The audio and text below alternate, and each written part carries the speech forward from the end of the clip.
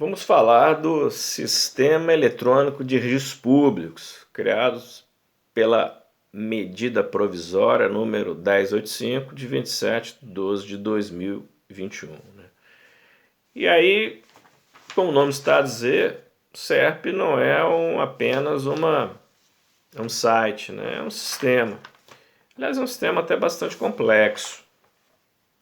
Para a gente começar a explicar o que é o SERP, quem faz parte, como é que ele funciona, começar lendo aqui o artigo 2º.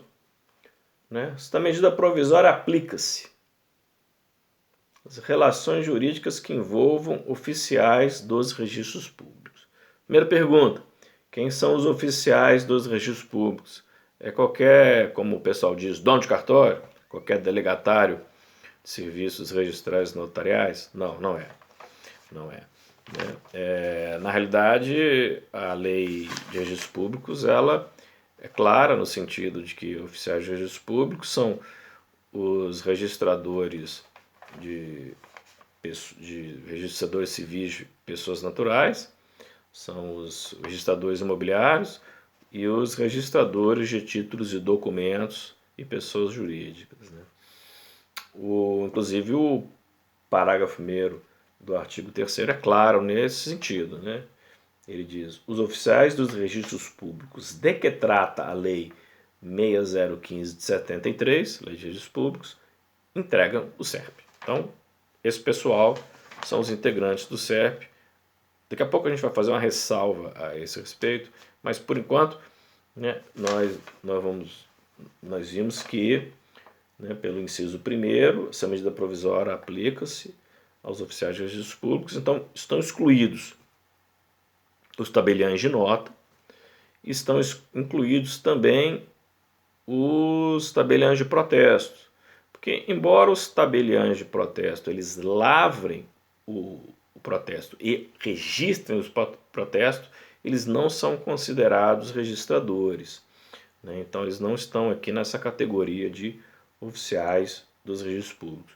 Mais à frente, como disse, a gente vai falar dos tabeliães de notas e vamos falar dos tabeliães de protesto. Então, vamos continuar para a gente entender ainda quem são as pessoas que, de certo modo, vão interagir ou utilizar o SERP, o serviço, o Sistema Eletrônico dos Registros Públicos. Então, vamos lá. Inciso 2 do artigo 2º. O caput diz: essa medida provisória aplica-se, inciso 2, aos usuários dos serviços de registros públicos.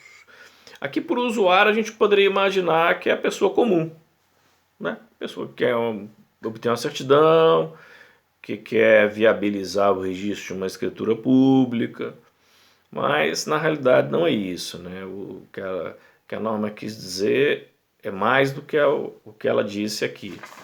E aí a gente vai ver aqui no artigo 3º. SERP tem o objetivo de viabilizar. No inciso 3º, ele parece estar em sintonia com o inciso 1 do artigo 2º. Vamos ler. Artigo 3º. O SERP tem o objetivo de viabilizar a interoperabilidade das bases de dados entre as serventias dos registros públicos, falamos quem são, são os registradores de pessoas naturais, registradores de imóveis, registradores de títulos e documentos e de pessoas jurídicas. E entre essas serventias de registros públicos e o SERP. Até aqui, tranquilo. Quando nós vamos para o inciso 7 desse artigo 3º, aí a gente começa a ver que o inciso 2º do artigo 2º ele tem um alcance maior do que aparentemente ele parece ter. Vejam o que diz o inciso 7. Vamos começar lendo o caput do artigo 3º para entender. O SERP tem o objetivo de viabilizar, inciso 7, o intercâmbio de documentos eletrônicos. Intercâmbio, ou seja, via de mão dupla. Documento vai, documento vem, não é simplesmente alguém que vai usar um serviço.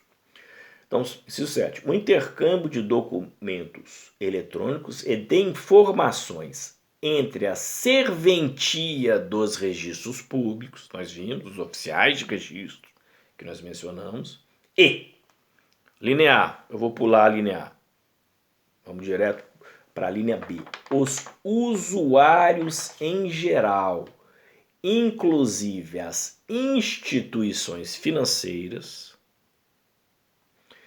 e as demais instituições autorizadas a funcionar pelo Banco Central do Brasil e os tabeliães. Então a gente começa a ver aqui que por usuário, e o usuário em geral, não é apenas a pessoa comum que quer obter uma certidão ou registrar uma escritura pública. A gente vê aí que tem outros agentes, né? Existem agentes públicos que estão sendo, pela medida provisória, considerados como usuários, né? Embora, né, parece que eles não são apenas usuários, né? A gente vai continuar lendo aqui a medida provisória para entender, né? Vamos aqui pular para o artigo 6º. Artigo 6º.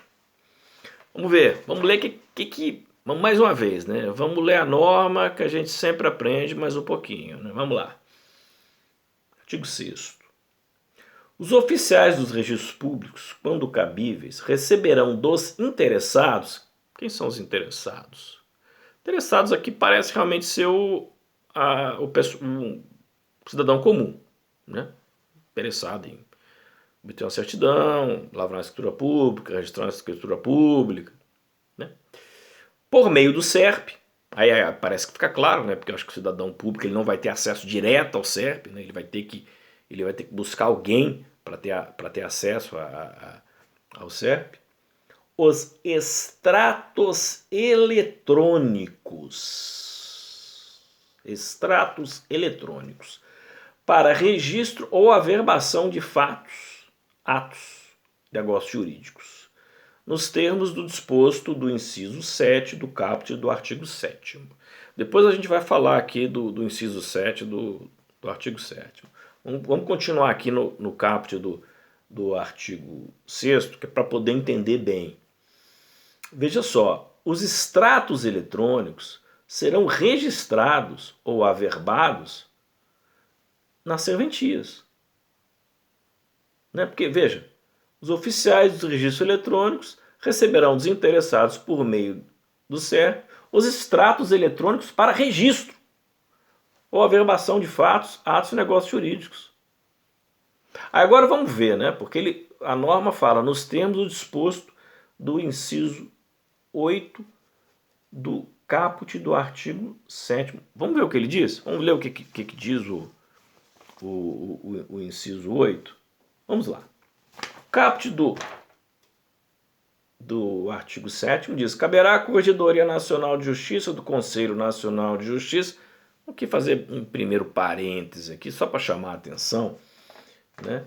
Aqui não está dizendo CNJ, não está dizendo Conselho Nacional de Justiça, está dizendo caberá à Corregedoria Nacional de Justiça do CNJ, ou seja, está falando do corregedor, né, a pessoa física, né, que é um ministro do STJ, de acordo com o regimento interno do CNJ.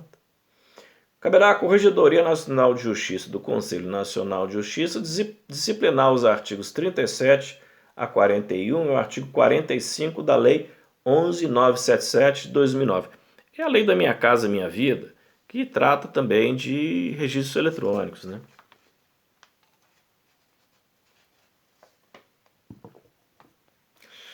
Então, caberá à Corregedoria Nacional de Justiça disciplinar esses dispositivos e o disposto nesta medida provisória, em especial os seguintes aspectos.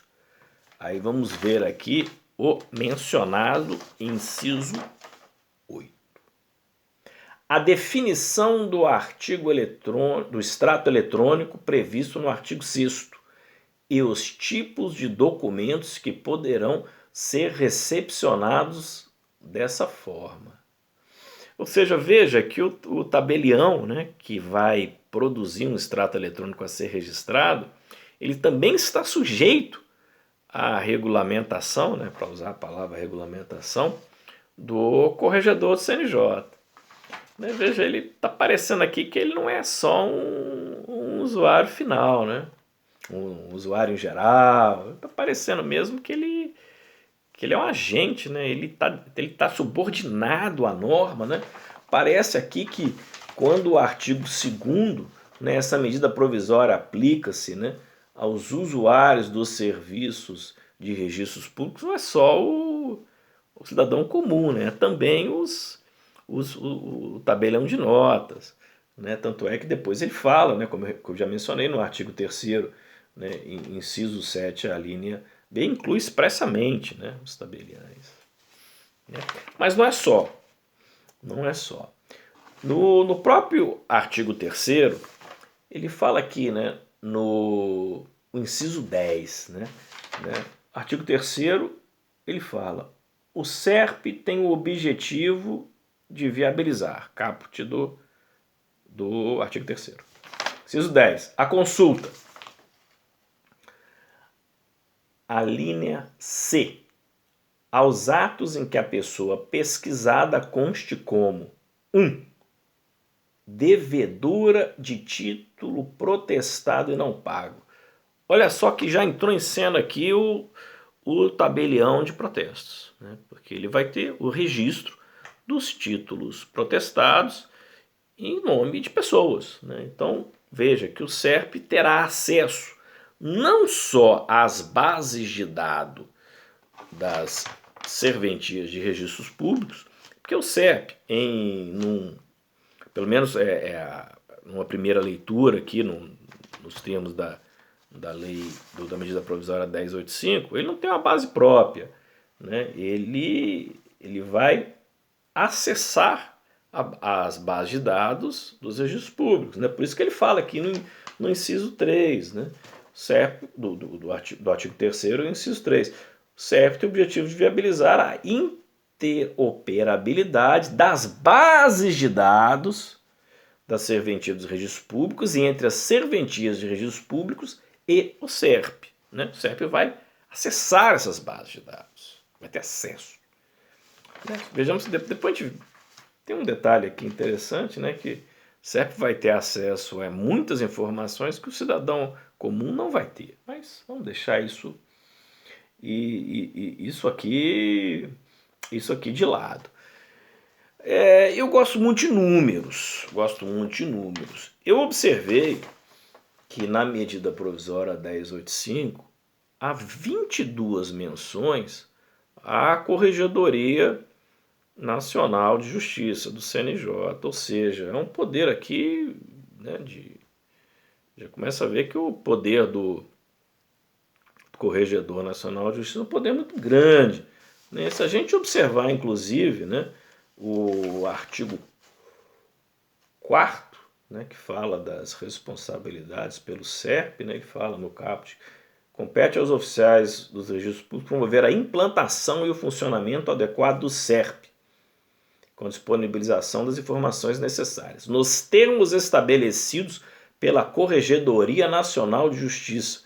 Nós estamos vendo aqui que o CNJ já tem um poder legiferante significativo. Né? No parágrafo 2º, né, desse artigo 4º, ele fala: o descumprimento do disposto nesse artigo ensejará a aplicação das penas previstas no artigo 32 da Lei 8935, nos termos estabelecidos pela Corregedoria Nacional de Justiça do CNJ. Vamos aqui, ó, poder legiferante, poder sancionador, né? Pode o delegatário, né, como o pessoal costuma dizer, o dono de cartório, pode até perder a delegação. Né? E no artigo 5º, né, quando fala do fundo de implementação do custeio do sistema eletrônico, porque evidentemente, né, os sistemas das serventias, elas têm que ser interoperáveis com o SERP, senão o sistema não funciona. Então ele cria um fundo, né? O projeto cria um fundo, fica criado um fundo para implementação e custeio do SERP. subvencionado pelos oficiais dos registros públicos, né? Alguém precisa pagar, né, por tudo isso, né? E aí nós temos aqui, né, parágrafo 1º, caberá à Corregedoria Nacional de Justiça disciplinar a instituição da receita do fundo, estabelecer cotas de participação dos oficiais dos registros públicos, fiscalizar o recolhimento das cotas de participação dos oficiais dos registros públicos, né? Me lembrou aqui o poder do TCU, né, de fiscalizar. Supervisionar a aplicação dos recursos e as despesas incorridas, né? Ou seja, você tem aqui, né, poderes legiferantes, poderes executivos, poderes judiciais, né, que concedidos aí ao Corregedor Nacional de Justiça. Muito poder, né? Isso aqui é uma coisa que realmente me impressionou. Mas tem mais, né? A medida provisória 1085, ela não apenas cria o SERP, faz várias outras modificações em leis, né? Ele altera não só a lei de registros públicos, né? A lei 6015 de 73, como é até intuitivo, mas também altera a lei 4591, né? A lei de incorporações imobiliárias, altera a lei 6766, lei de loteamentos, altera a lei 8935, lei dos cartórios, ok? Altera a lei 10.406, Código Civil, né? A gente começa a perceber que há uma verdadeira reforma, né,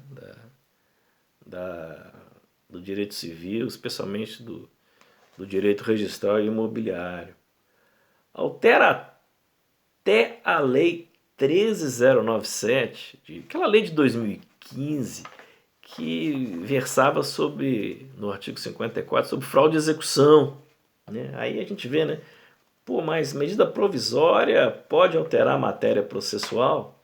Não, não pode, né? De acordo com a Constituição Federal, a medida provisória não pode alterar a matéria processual, ainda que essa matéria não esteja no Código de Processo Civil.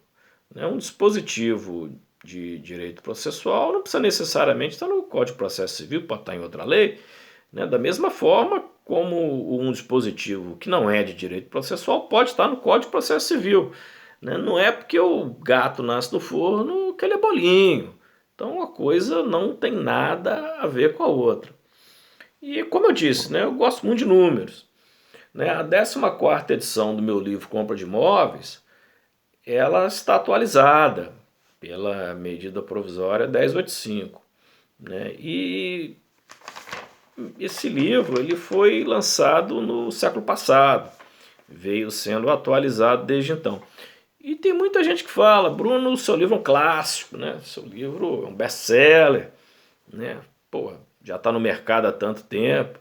Eu até fico muito feliz quando as pessoas dizem isso. Mas na verdade não é. Na verdade o meu livro é um livro prático. É um livro prático, né? Só para citar alguns números aqui, né? Como eu falei, eu gosto de números. Na 14ª edição do Compra de Imóveis, há 916 menções ao STJ.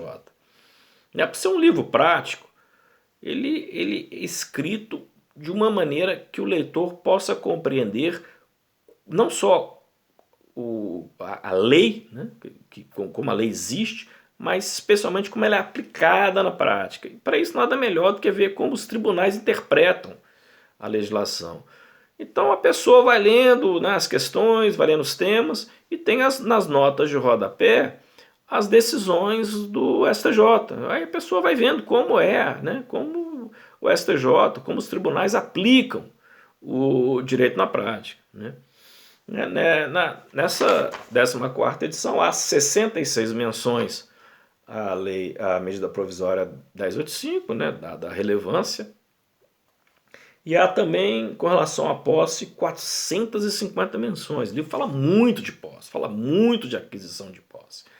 Exatamente porque, como nós sabemos, né, mais da metade dos imóveis no Brasil não tem registro em cartório, são objetos de posse.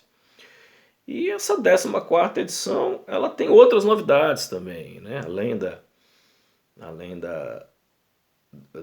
dessas várias decisões judiciais, né, que a gente incluiu, né? Além da, da atualização pela medida provisória 1085, nós temos a questão de terrenos de marinha, né? Porque o imóvel, né, o imóvel perto da praia, ele pode estar com um registro aparentemente perfeito, né? Tá lá com propriedade de uma pessoa, né, propriedade particular, mas ele em realidade é um terreno de marinha, porque ele não está demarcado. E a Constituição diz que terreno de marinha é bem da União. E há uma súmula do STJ que afirma claramente que a existência, o fato de um imóvel ser terreno de marinha prevalece em face do registro imobiliário.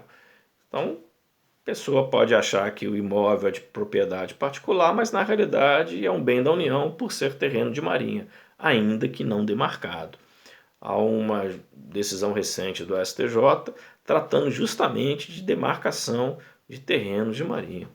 Outra novidade que eu acho bastante interessante, né, também mencionada no livro, na 14ª edição, diz respeito à aquisição de lote em fracionamento irregular, né, porque isso é uma questão assim, sempre foi muito controvertida, né, a pessoa adquire não a propriedade, mas a posse de um lote num fracionamento irregular, e como é que fica essa situação? Ele é possuidor de boa-fé, como é que ele faz para regularizar? Tem normas de regularização fundiária, muitas vezes procedimentos bastante complexos, bastante demorados, e uma decisão do STJ, né, né, em sede de uniformização de jurisprudência, decidiu que é possível, né, o uso capião de um lote irregular, ainda que contra a legislação municipal, no sentido de conceder a esse possuidor de boa-fé a propriedade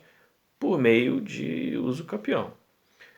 Então, assim, como a gente pode ver, né, 14ª edição do Compra de Imóveis tem uma série de novidades bastante interessantes, né, e que, né, para o público em geral, assim, é um instrumento muito útil, né? É um livro que trata de uma quantidade muito grande de temas, de questões, e que, se não for suficiente para resolver uma questão, um problema, normalmente ele é suficiente. Mas se não for, ele é assim um maravilhoso ponto de partida, né? A pessoa começa a estudar e aí pode partir por voos mais altos. E o livro é um livro muito didático.